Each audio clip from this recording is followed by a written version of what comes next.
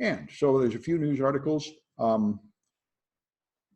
Actually, Madison got hacked about 4 years ago, but somebody has again coughed up the data and they're trying to blackmail people with this information. It's a cheating website, which is even worse than other dating websites. Obviously a terrible idea.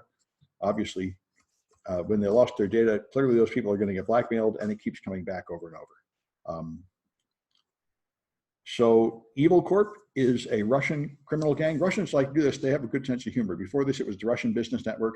There's always a Russian criminal network of guys hacking America. It's highly encouraged in Russia to hack America. If you openly advertise hacking America, Putin will protect you as long as you don't hack Russians. You can openly advertise services hacking other countries, and he thinks that's fine and protects you. And they're connected to the military and such, so they're hacking a lot of people. And they are using an Excel attack where they get you to download a spreadsheet, and then they get you to run scripts in the spreadsheet, and of course that owns you. So technically, it's not a completely technical attack, it's custom social engineering. They trick you into running the Excel spreadsheet. But still, that's a very effective technique. That's almost how all pen testers do it, is with phishing. You trick someone into making a mistake.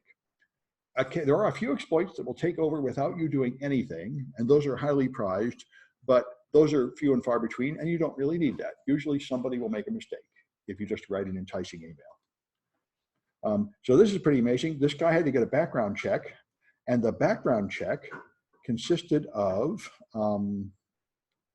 all of his tweets labeled, and there used to be screenshots of it here. Somehow I'm not seeing it now. How annoying. It was quite cute. They had a list of all the tweets, and they just sorted them like movie reviews into racist, insulting, crude words, and just by keyword searches. So it was often the exact opposite of the truth. And they listed, you had 300 repeats of a swear word, 200 racist tweets, 100 angry tweets, and therefore we won't hire you. This was, and they're paying a service, and they had the brand name of the service and everything there. I don't know why I can't follow this thread. There was a thread earlier. But anyway, they had actual screenshots, and you could see the name of the company. People are paying for background checks, and the background check consists of filtering your tweets. So I wouldn't pay for that. But anyway, so people are beginning to be whistleblowers saying that pharmacists are totally being driven nuts. Not only do they have to dispense the drugs, but they're also supposed to update the database and handle the cache and do all sorts of other things until they don't have enough time. And there's a lot of people getting killed by getting the wrong drugs at the pharmacy. So anyway, we'll see what happens. This is the modern culture where everyone's being asked to do more with less. It's a strange thing about America. Oh yeah, this is Kraken. And Kraken is filtered at City College, so I use a VPN. I highly recommend getting a VPN because many, many people block stuff, and I get fed up with it, especially when you go to China. You get highly motivated to get a VPN. But even in America, increasingly, I need a VPN because they block everything. So when this is done connecting, then I should be able to load Kraken, which they block because I guess they're a cryptocurrency site. But anyway, but these are pretty awesome. People sell hardware cryptocurrency wallets, which there was $50 million were stolen last week by Canadian hackers. They were punished last week for it, by people that put millions of dollars in Bitcoin wallets on their phone, which is insane. Your phone is not very secure. And the thing about Bitcoin is once after it's stolen, it's gone. It's like cash. So you really shouldn't be putting it on your phone. And so what you really ought to do is put it offline somewhere, like a USB stick in a safe deposit box. But they sell these hardware wallets, which are supposed to be hardened operating systems. And they turn out to be garbage, as you would imagine. So these guys found that this thing has like a microcontroller, and it's booted to a secure mode. But if you just reboot it and change the voltage on one of the pins, it will reboot to the legacy mode, which is not secure. And then you can just read the electric signals while it processes and get the key and totally get in. And that's what they did. If someone gets physical access, you can just mess with the electronics a bit and totally pump it out. This is good hardware hacking. I know Caitlin, one of the advanced students in the team, she went home for Christmas and her mom was locked out of the safe, and she used this technique to crack into the safe, which is bloody awesome. Just find the electric signals, and it's great stuff. You know, many people don't think of these simple things. Anyway, so apparently those wallets are no good. This I'm going to be going through in great detail in my other classes, especially my Monday night management class. I've been waiting for this for years. Everybody's getting hacked by ransomware, and what should you do? Except for a general statement like you should have backups. That I first thought tell everybody to have backups, and then I realized, I read people say we had backups and we paid the ransom because using the backups would take a week and cost $1 million. And I said, that's awful. And then I realized I'm the same. The problem is if you had one server, it would be okay, but I've got like 12 cloud servers and online accounts, and I don't even have all the passwords in one place. And you know, backing up all that stuff efficiently is a hard problem, and I totally haven't solved it, neither has anybody else. You can restore stuff, but you don't really get all your stuff. And so anyway, now they're making plans for this, and the US government has made a NIST draft here, which I'm really glad to see. It tells you how to prepare for ransomware. So now I know what to teach, because they get down to telling you which brand of which product to use. And it's stuff that's very reasonable, like use the Cisco product and the Tripwire product. And that is stuff I can totally put in my classes, where you practice using those products, which is what I've been waiting for, because until there is some reasonable standard solution, I can't teach it, and yet everybody needs it. So I'm going to really look into this, and when I teach incident response again, it'll probably be next semester, I want to put those projects in where you practice using this stuff that is the official recommended stuff so much better than, because 100 brands of people selling you junk that probably won't work. And I'm really glad there's now a standard. Anyway, so let me get to the official stuff for this class. We are here in 127, exploit development. And as usual, I'm going to do this in 2 steps. First, we're going to go through the chapter and do the cahoots, and then I make a second video of demonstrating the projects. And I think I'm not going to do the server-side template injection until next time, because it's interesting, but it's not right at the heart. The one I want to do this time is 202. 202, as I mentioned, is the one project that pretty much is the entire class. If you understand this, that is pretty much the heart of everything. And so I'll go through this in great detail after we do the lecture, and make sure everybody knows. If you know how to do that, then you know all the essence. All the rest of it is minor variations on what you do here. This is the classic buffer overflow on 32 and 64-bit. All right, so let's start with the chapter stuff, which is about shellcode, and we'll very soon turn into a demo. So the original purpose of this book, written years ago, was to teach you how to write shellcode. In fact, on x86 and x64, you don't even need to write shellcode, because Metasploit will totally make shellcode for you. But there is no comparable product for ARM, which I discovered. So when we get to the ARM exploits, we are going to, in fact, write our own shellcode. You have to. So we will, in fact, develop this skill to some extent. But what we're going to do is talk about how to do it, but you're not really going to have to write any x86 or x64 shellcode from scratch in this class, because it's not really necessary to anymore. So we'll talk about these concepts of how assembly language works and how security works on the processor. And that is, of course, the whole point of this course, is that you understand at the binary level exactly what's happening when you run code, and therefore you can pervert it and exploit memory corruption vulnerabilities. So the fundamental concept here is you have to exploit syscalls. And our goal is to develop something that will spawn a shell, which means it will open an interactive command line environment, and usually a network connection, so someone can remotely inject commands. You're trying to get up to bash command injection the way you had in the first project in that ping form, in a program that is not that ridiculously vulnerable. So in order to do this, you have to use syscalls. It is the security model of all modern processors that there are 2 modes. There is user land, where you can run code, but you do not have access to all the instructions, and in particular, you do not have any direct access to the hardware.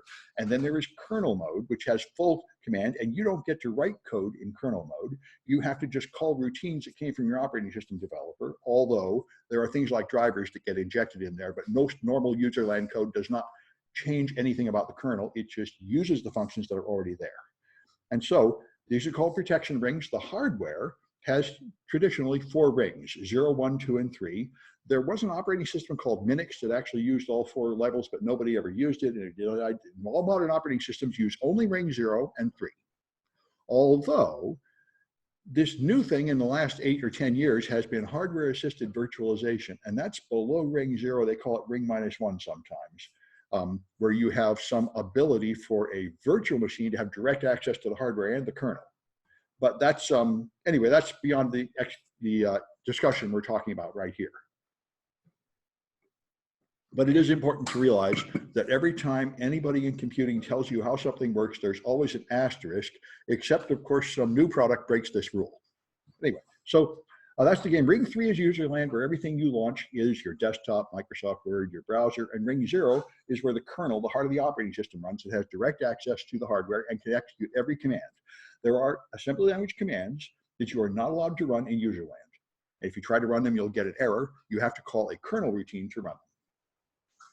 So that's the point. There's protected kernel mode is what you got here, where user applications cannot execute kernel mode commands. All they can do is call kernel functions that were written by somebody else typically, and those have hopefully been written in a secure way so that you don't do bad things.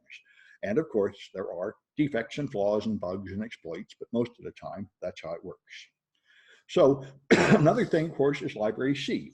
You don't have to use it. You could write all your own code, but of course, nobody wants to do that. So you use C library functions like printf and scanf and malloc and stuff.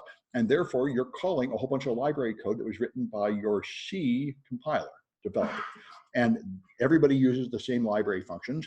And so it's typically a lot cleaner than custom code written. But when you do find an exploit in the C library, it affects everybody using that version of the C library. So those are the big ones. So you use syscall to call the kernel. And the traditional way to do this was int 0x80. There are a couple of other ways to do it that amount to the same thing. This has been around since the dawn of computing, since MS-DOS. You have interrupts. There are things that happen that require immediate attention. So the computer has to stop doing what it's doing and listen to this, like the user presses a mouse button or a key press.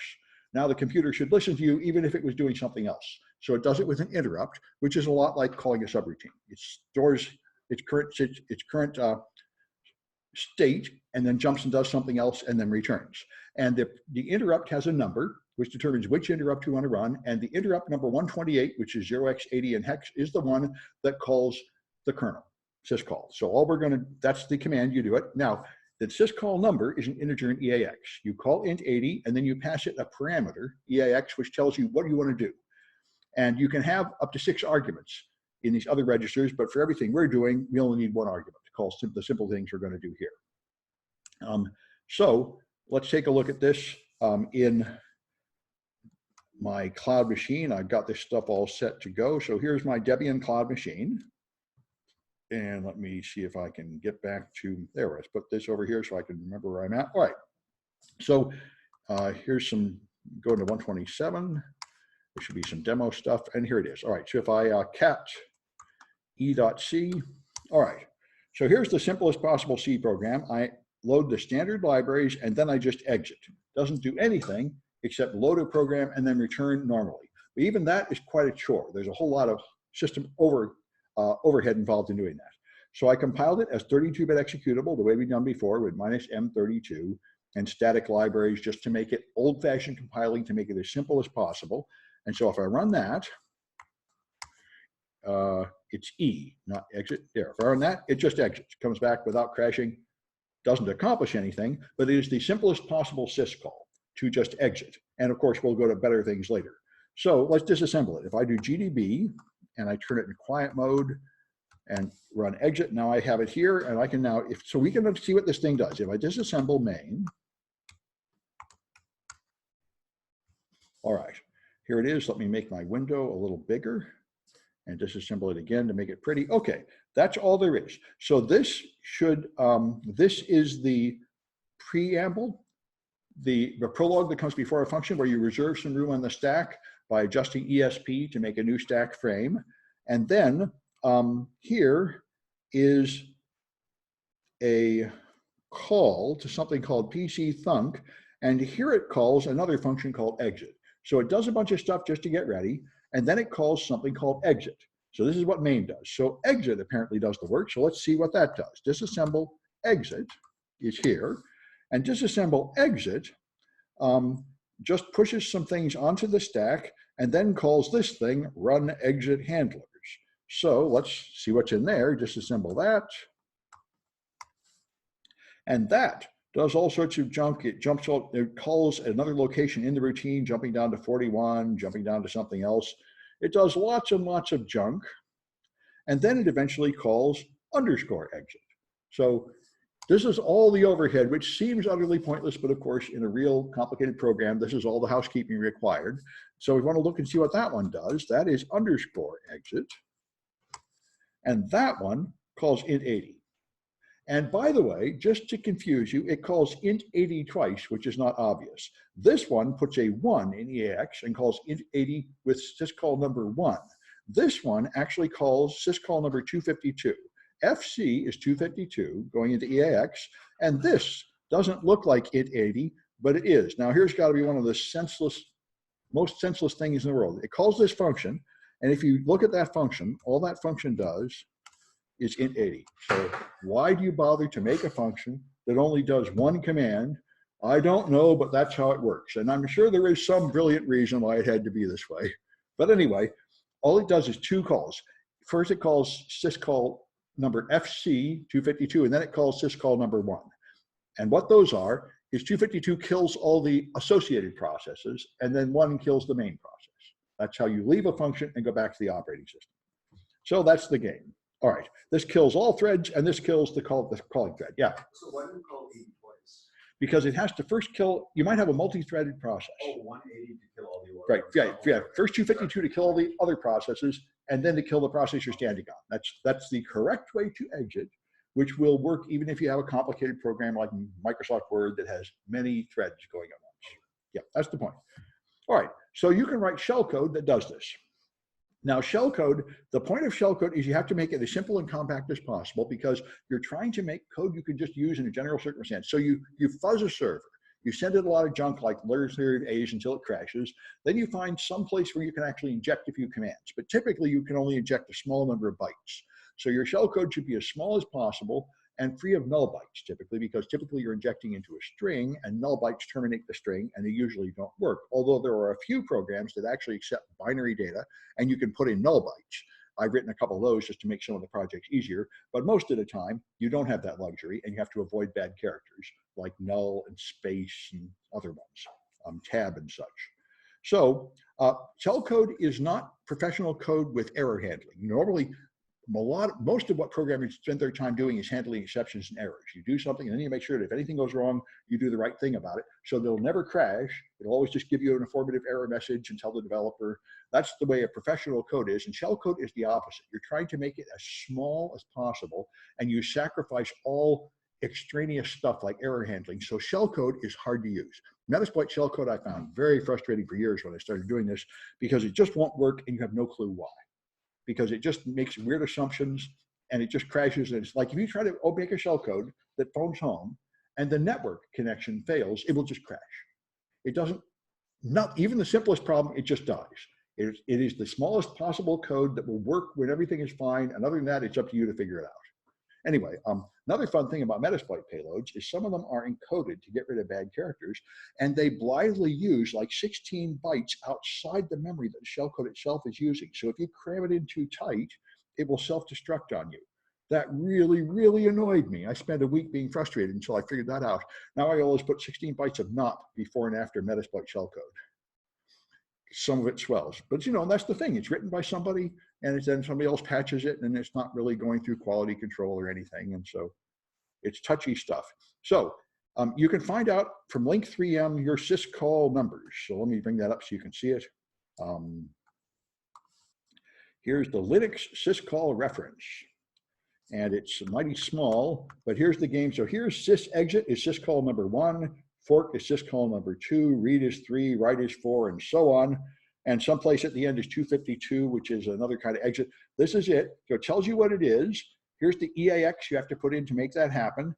And then here's the other registers that might be used. So EBX is used to return an error code, to tell you if it worked, in case you care. And nothing else is used by this one. Some of these other ones have, this is a pointer to an array of strings and stuff to tell it where to put the data it reads and so on. This is where you go to if you want to learn your syscall numbers. There's also man pages that are pretty frustrating and hard to read. This is a little bit friendlier, but that's how you this is how you can ultimately do everything with int80, doing syscalls.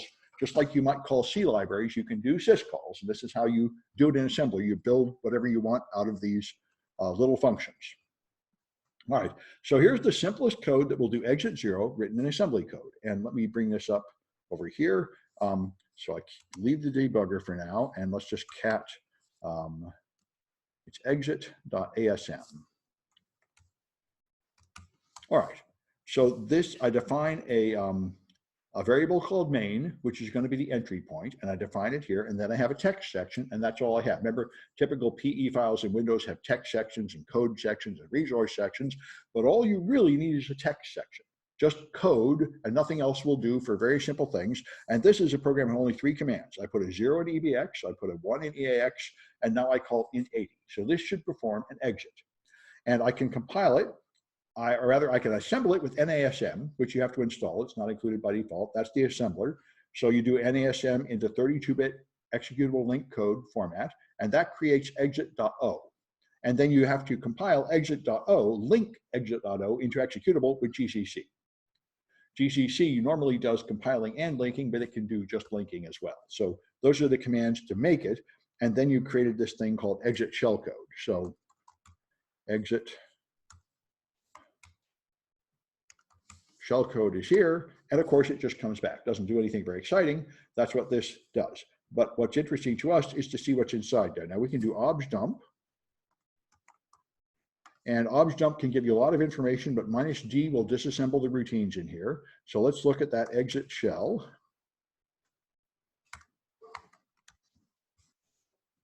All right, and now it shows me all these sections in this code, which is a lot more than the sections I wrote. There are library sections and sections created by the operating system. Here's the one I wrote called main. So here's move 0 into EBX, move 1 into EAX, and int 80. And then it has a couple of unnecessary commands here just to pad to reach the end of a section or something. So this is what it turned into. What's interesting is this shellcode is 10 bytes long. These are the 10 bytes you need. BB is move into EBX, and this is the 32-bit word to move into, 0000. This is 1000 in little endian order to go into EAX, and this is int 80. So it takes 10 bytes of code to do this, and it's all full of null bytes. So this is not very good shellcode. You'll only be able to use this in rare situations where you can actually insert null bytes. It runs, but it's hard to use in practice in exploits. So we will have to improve this. All right, but you can test it in C, by the way, if you want to write shellcode, and it's very tricky to write. When you test it, you often want to run a C program just to run your code. So here's one way you can do it. You can just define a variable that includes the bytes, and then you can use these parentheses and stars to make a pointer to that structure and run it as code.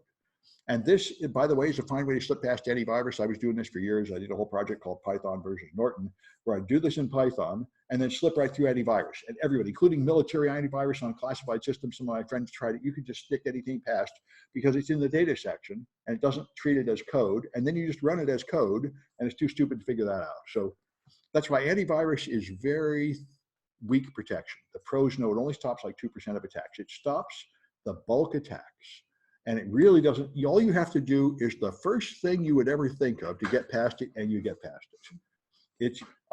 It's ridiculously weak, and pen testers know this. Getting past antivirus is like a baby step. Anyway, all right. So, so now you can compile and run that stuff. Once you've made the C function, you compile it with a few options here, and then you then you can run it. So I created this version of it called test exit. And of course, it just comes back, doesn't do anything, but we can use STrace to examine it. And for this, I should have a pretty big window. So I do STrace is a stack trace that shows you all the operations the processor goes through to run this program, all the system calls it makes. So it calls execve, which we talked about, that we'll talk about more later. This is a program that turns the currently running program into a different program and terminates the original one. So it's going to create something. Then it starts a new process with this process ID running in 32-bit mode. Then it calls some functions. Here it called for some function, and it didn't find it. No such file or directory. So there was an error. Here it tries to create a memory map, to create a region of memory and reserve it. And down here, it creates more memory regions and assigns protections to them. So it's setting up the memory, which is, even for a trivial program like this, it's quite a chore. And we'll see as we use debuggers, there are like 5 or 6 or 10 memory segments for every program. And these are the calls it did to set up all those things. So this details of this don't really matter. All I really care is the last line. Then it called the C system library exit. So I did all this overhead to prepare the operating system, and then it calls exit. And so that's the only part we need to worry about right now, but STrace is useful in more complicated situations too. And by the way, STrace is not included by default in Debian anymore, so you have to install it. But if you take assembly language courses in the computer science department or operating system design, you learn all this stuff. Even C programming, you learn this stuff. All right, so to make your shellcode injectable, we have to get rid of those nulls. This stuff is no good with all these null bytes. This thing has 7 null bytes out of 10 total bytes. That's for the birds. We want to clean that up. So the way you clean it up is just logic. You take an instruction that contains nulls, like move EBX0. Now the problem with this is it has a 32-bit literal 0 in it, which is 4 bytes of 0. But you could do this. You could XOR EBX with EBX. That will just take every place where there's a 1 and flip it to a 0. So whatever is in EBX, after this you'll have a 0, and it doesn't include any literal reference to 0. It results in putting 0 in EBX without literally mentioning 0. And here, move EBAX1 has the same problem. This is a 32-bit word containing 1, so it's 3 bytes of null and 1 byte of 1.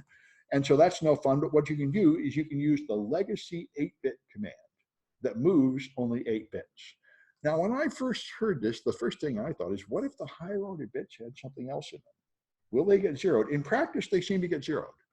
It just seems to me like there would be a possibility. It's all full of something else, and I only moved 8 bits, but apparently this does change all 32 bits. In practice, I've never seen it fail. But anyway, that's what you do. So you replace the commands by that. So what you do is change the shellcode from that to this. And so let me just make my window smaller. Put these things, here's the original one, move EBX0, move EAX1. Now I'm going to make it XOR and move AL1. So I should be able to see that one. That should be called exit 2.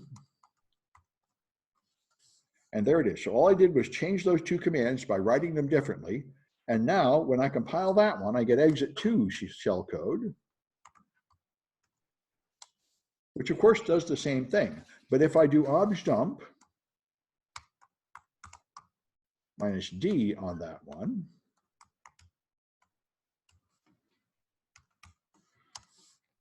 then if I go back to main, now I can see it's only 6 bytes long. Now 31 dB is XOR EBX with EBX, and B001 moves just 1 byte of 1 into the register. So now I don't have any more of those null bytes.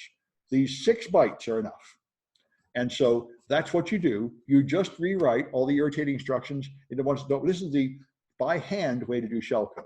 Now Metasploit gives you the ability to just list bytes you don't like, and it will just encode it all and pack it with a little decoder in front of it like an unzipper that will remove any number of bad bytes you want. And that's cool and very handy, but that's a big program doing it for you. This is how you do it by hand. And this is what we're going to have to do with ARM, because there is no Metasploit-like product available I can find. So we're going to really go through this and write our ARM shellcode. It's not too hard, because ARM has some ridiculously poor security decisions that make it much easier to write shellcode in ARM than to write it in x86. But anyway, you'll see that when you get there. So that's the joy of writing shellcode. And if you do an obj dump, you see this. It's only 6 bytes long, and there's no more null bytes in it. So then we can talk, now we've got to move forward, because obviously all the stuff we've written so far is completely useless because all it does is exit. So time to talk about actually doing something kind of worthwhile.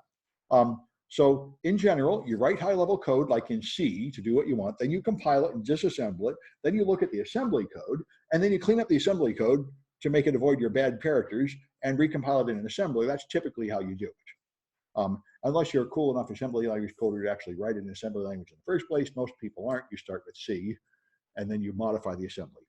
Anyway, so to create a new process, you can use fork or execve. Execve creates a new process and terminates the parent. Fork ends up with 2 processes by copying the parent. All right. Execve is a strange thing. It has 3 parameters, which are weird. The first one is the file name. It's going to execute a program, and this is the program, like bin sh. Then the second one is a pointer to an array of arguments, including the same stuff as the first one. And the third one is environment variables. So the second one is a pointer back to the first one, which is screwy and confusing, but that's just the way they wrote it for some reason, and you just have to set it up to do that. So this is a C program that will do it. You include the Unix standard programs, so you have execve, and then you make a pointer to 2 strings. The first string is the command you want to execute, and the second string can be null. And now you have to send it a pointer to the first string and a pointer to the array of strings which also includes the first string, and then a null. So it's sort of screwy. You have to give it the same thing twice in a different format, but that's what you have to do. And so when you run this thing, if I cat execve.c, that's what I've got here. And if I compiled it already, if I run it,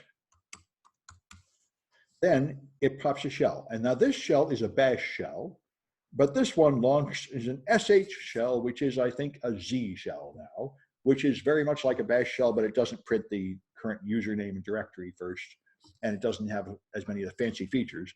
But you can tell it's happened just by a different prompt, that's all. So I exit from that one and get back to bash. But this shows I can now spawn a shell. This is a local shell, not connected to a network socket.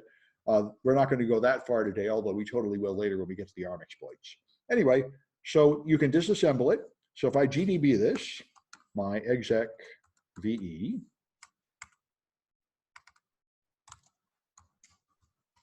okay, and now I disassemble main. Okay, I can see how it works.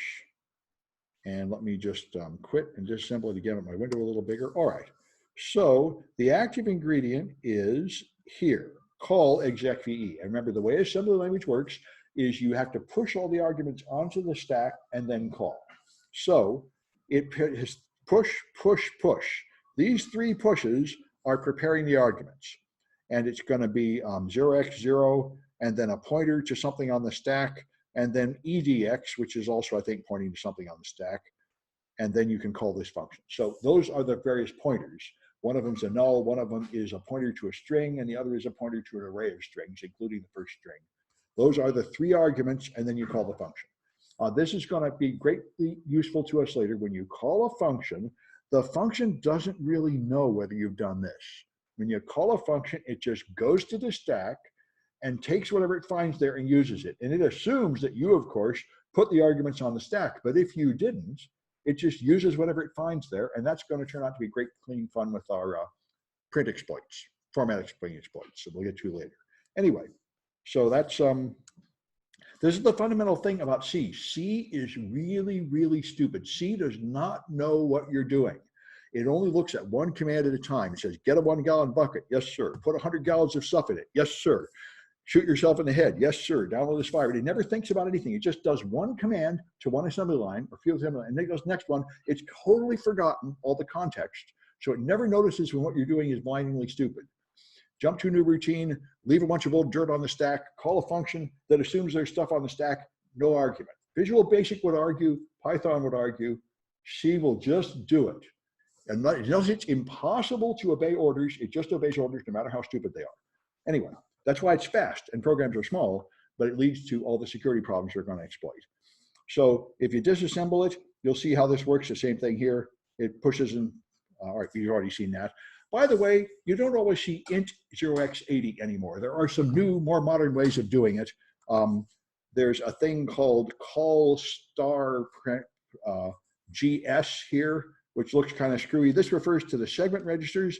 There are these registers, FS and GS, which are segment registers that point to memory segments. They're not actually used very often anymore, but occasionally you use them. And so this weird thing will point to the thread control block, I think, TCB, which ultimately points to index 80. And then there's this call sysinfo is another way to do it. These are things you'll see in modern code sometimes that are the same thing as int 80, but they're technically a more complicated, more modern way to do it. Anyway, so this is the final assembly code that your textbook translates into shellcode. And they made it more complicated. It's actually got a text section, and it's got a call function down here with things like that. So I'm not going to bother going through it in detail. We made very simple shellcode here. Your book has a somewhat more complicated example. And for x86, I don't bother writing any real shellcode. We aren't even in this class either. We're just going to use Metasploit. But when we get to ARM, you will get some practice doing this stuff. All right. And so here's the shellcode your book made, which, as you can see, is quite a bit longer and more complicated. And you can, here's the C code to test it. Anyway, so I got a few hoots about that. So we can do them. And then I'll demonstrate the projects, which is where you're going to practice doing this hands-on, which is how most people prefer to learn it, I think. The theory is useful, but you don't really get it until you do it, in my experience. All right. Let me save this someplace so I've got a place to record the scores. This is CNIT 127. All right.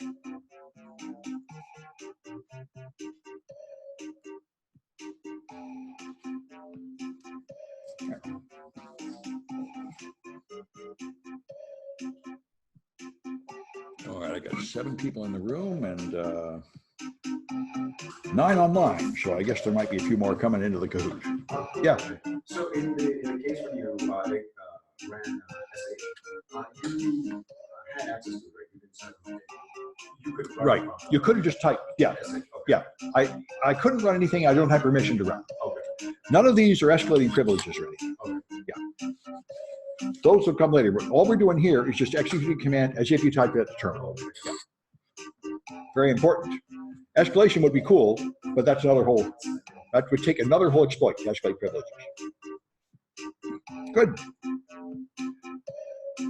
Give it another few seconds. Aha, okay. Might be somebody. So did Yoda commit war crimes? I suppose he probably did, didn't he? Just killing people right and left. I would imagine the Hollywood people don't usually worry about these little details like torture and stuff, you know. I was surprised that they were upholding a monarchy and tearing down what appeared to be an elected democracy. I mean, those movies, they clearly don't intend you to think very much, you know. Anyway, all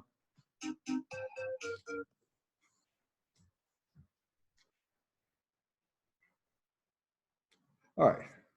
So what will convert assembly code into object code?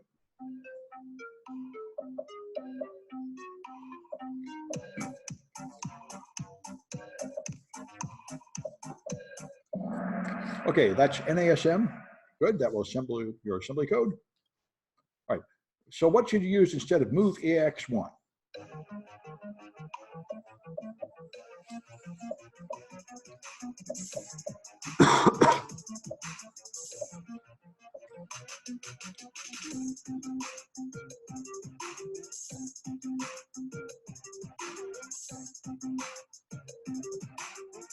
All right, move AL1. You have to put 1 in the low byte, not the high byte. If you put it in the high byte, you'd have, I think, 128 or 256 or something. You'd have something messed up that wouldn't be 1.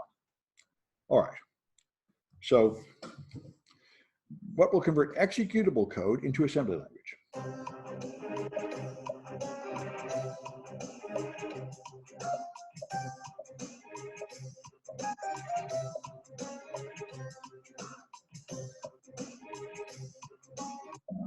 Okay, that's obj dump. Obj dump minus D in particular. We'll do that. All right, how do you go from user mode to kernel mode?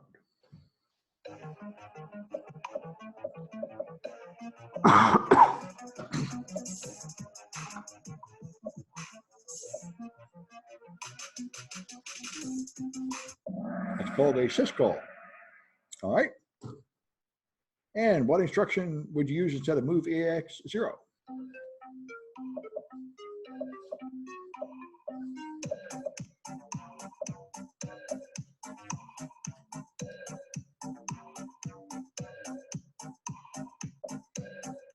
Okay, that's XOR, good, to accomplish the same thing. All right, and which item will list all the system calls when a program is run?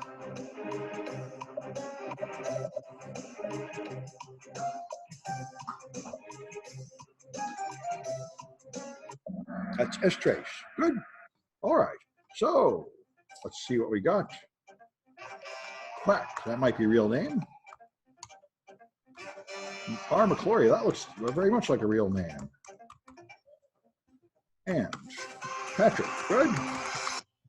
That's easier for my grader if I have something resembling real names. All right, so good. All right, and this might be a chat message identifying somebody. Let's see. Yeah, Quack, okay, good. I'm glad you told me that's not as close to your real name as I had hoped. I'll put the real name in there, good. All right. All right. Okay. So I'm saving that stuff, and all right, I'm going to, I think I'll just go right into the demo. We haven't been here that long. I just want to stop this recording and make a second recording.